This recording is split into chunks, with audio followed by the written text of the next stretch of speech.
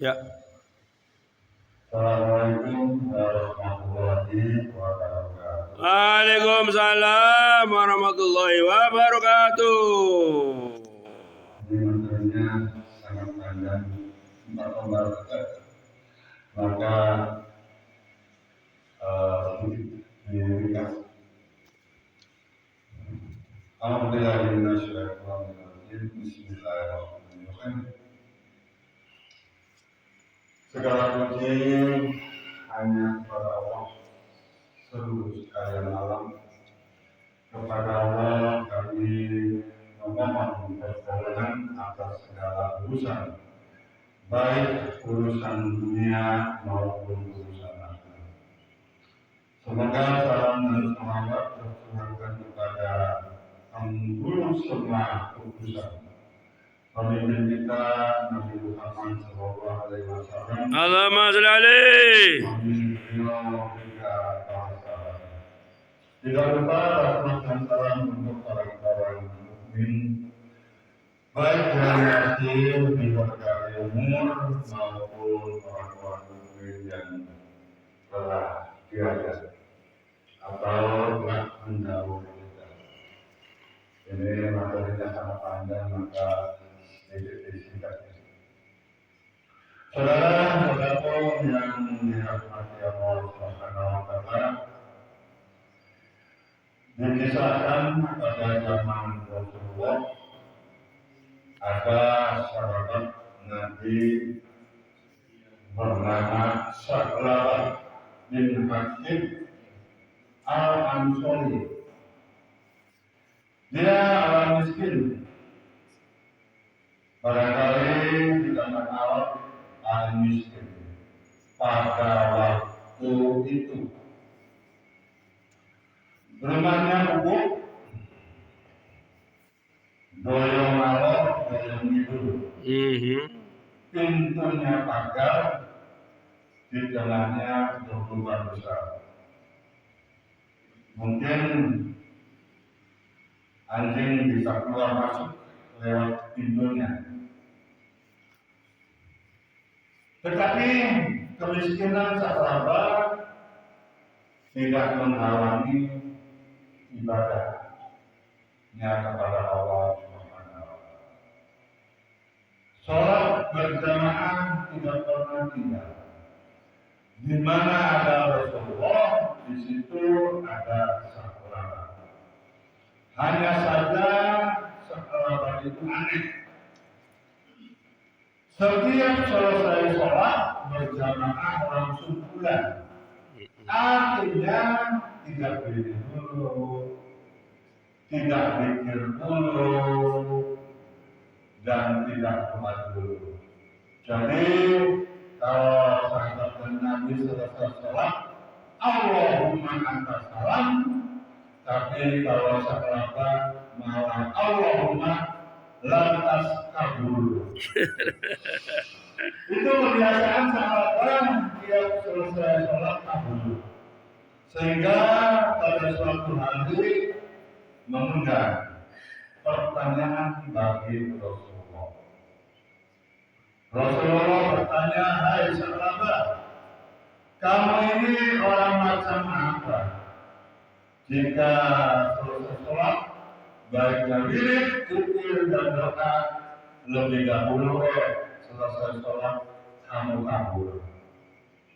Apa kamu tidak betah di masjid? Sebab orang mukmin di masjid itu bagaikan ikan dalam air. Artinya betah. Dan memang tempatnya orang mukmin itu yang di masjid. Beda dengan orang munafik. Enggak betah di masjid itu. Panas awalnya. Panas. Kabur. Itu ciri orang munafik. Kamu ini seperti orang munafik saja. Sahabat menjawab, lama ya Rasulullah, maafkan saya. Ya Rasulullah, saya bukannya tidak betah di masjid dan tidak bukan pula menganggap doa, wirid dan zikir itu tidak penting. Tanya Rasulullah, lalu kenapa sahabat? ada apa denganmu? Hai sahabat. Kata sahabat, saya ini kan orang miskin. Ya Rasulullah, saya punya kain satu-satunya bergantian sama istri saya. Jadi waktu saya sholat di masjid, istri saya di rumah menunggu giliran memakai kain. Maka saya cepat-cepat pulang, akusan pakai kain. Nah ini saking Melarate. Melarate. Kain bae gantian. Ganti ya. Saking melarate. Wis makanan itu tambah dulu. Nah, Saya tambah. Kayak anaknya negara makanan kayak jalan. Ya. Minimalnya orang melarat miskin sekali itu ya minimalnya 2 kali ya. Oh. iyalah. Barang konsumsi bergantian kalau rapi. Wis makanan itu kainnya wis tambah dulu. Kata Rasulullah, oh begitu ya sahabat. Saudara-saudaraku yang dimuliakan Allah, berpuluh tahun sahabat menjalani rumah tangga dalam kemiskinan. Pada suatu hari sahabat mengaku, istri sahabat mengaku, wahai kakanda, kita ini hidup miskin terus. Cobalah bicara pada Rasul, meminta agar beliau mendoakan kita hidup kaya dan berkecukupan. Pengen sugih. Jawab sahabat, wahai ibu, aku malu untuk mengatakannya. Lantas istrinya berkata lagi, tidak ada salahnya kalau kita minta didoakan pada Rasulullah. Jawab mereka, wahai istriku, aku akan meminta didoakan Rasulullah. Pergilah sahabat menghadap Rasul, lalu berkata, ya Rasulullah, saya ini sebenarnya malu untuk mengatakannya. Rasulullah jawab, ada apa sahabat? Kata sahabat, panjenengan itu kan seorang Rasul. Doanya Makbul. insya Allah pasti dikabul Allah Subhanahu wa Ta'ala. Tolonglah doakan kepada Allah agar saya menjadi orang yang kaya. Begitulah permintaan sahabat. Kalau saya kaya ya Rasul, Waduh, janji. saya punya kain sendiri. Istri saya pun punya kain sendiri. Rasanya nyaman jika ibadah kita. Saya akan zikir, saya akan doa di masjid. Sing suwe. Yang khusyuk. Masya Allah. Kata Rasul, sahabat, qalilun tu'addi syukur. Qalilun min tafsirin la tujibu. Sedikit kamu syukuri itu lebih baik daripada banyak tapi kamu tidak kuat membawanya. Nah itulah nasihat Rasulullah ini disampaikan pada sahabat agar sahabat menerima dan mensyukuri karunia Allah. Akan tetapi bagi Salamah dia bersikeras terus menerus mendesak Rasulullah agar mau mendoakan Salamah menjadi Wong sugih. kaya raya. Hari pertama permintaan Salamah ditolak, hari kedua ditolak, hari ketiga ditolak, dan hari keempat datang lagi. Lalu Salamah berkata, "Lakin atani Allah."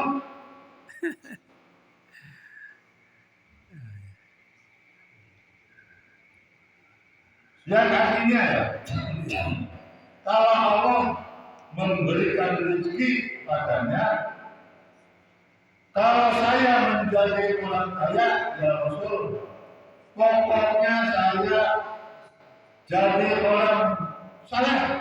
Soleh.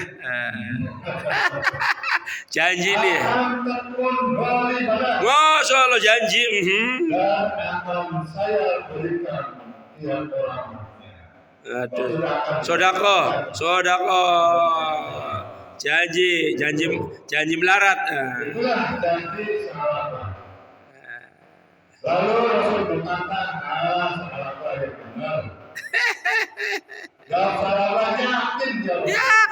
Yakin. Selesai baiat didoakanlah Salamah oleh Rasulullah.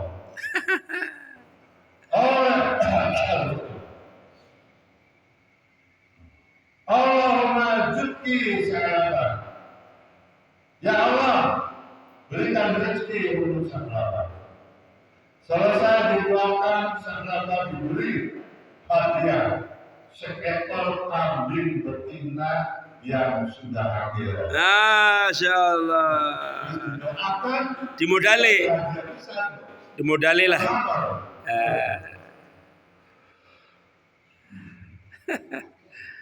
Kata Rasulullah, Salamah bawa lakukan kambing ini.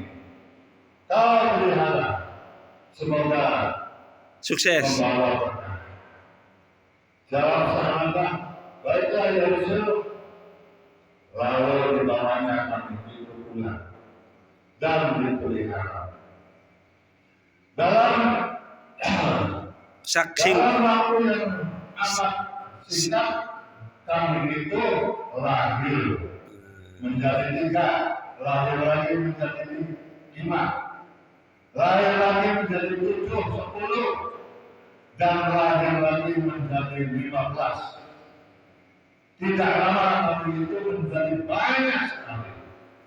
Makin banyaknya kambing, makin sibuklah Salamah. Datang sholat mulai terlambat. Kalau dulu belum azan sudah di masjid. Masya Allah. Sekarang sudah komat. Nembe teka. Janji palsu. Lama tahun sholat lima waktu tidak pernah kelihatan.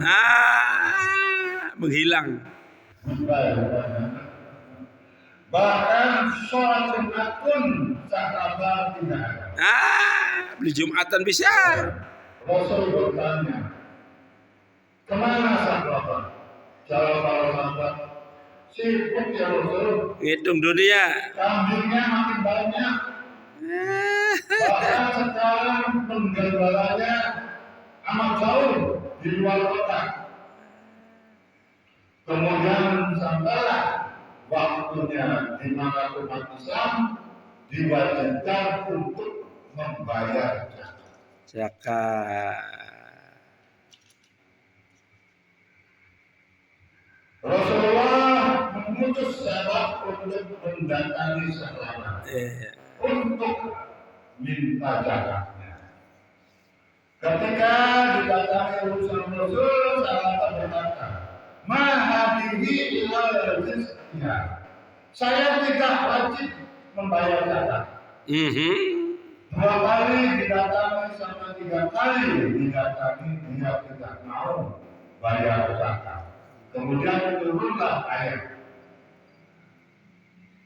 Wa minhum man ahadallah la in atana min fadlihi lana sadaqan wa ankum nanna minal sholihin. Di antara mereka ada yang berjanji kepada Allah kalau diberikan rezeki atau sedekah dan akan menjadi orang-orang baik. Lalu Rasulullah bersabda, "Maka karena lam yad'una illa gurmasahu." Mereka berjalan dengan sombong seolah-olah belum pernah minta tolong pada Allah sebelumnya. Sahabat sadar, maka cepat-cepat datang menghadap Rasul hendak bayar zakat. Kata Rasul, sudah cukup sahabat. Kamu didatangi 3 kali tidak mau bayar zakat, maka bawalah pulang lagi zakatmu. Sahabat pulang, ia merasa bersalah dan amat sedih karena mengecewakan Rasulullah.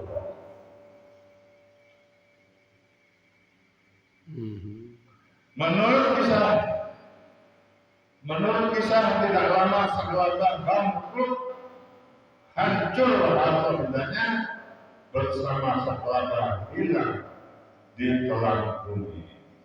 Saudara-saudaraku yang dimuliakan Allah, demikianlah kisah sahabat Nabi. Semoga ada manfaatnya dan dapat dipetik hikmahnya.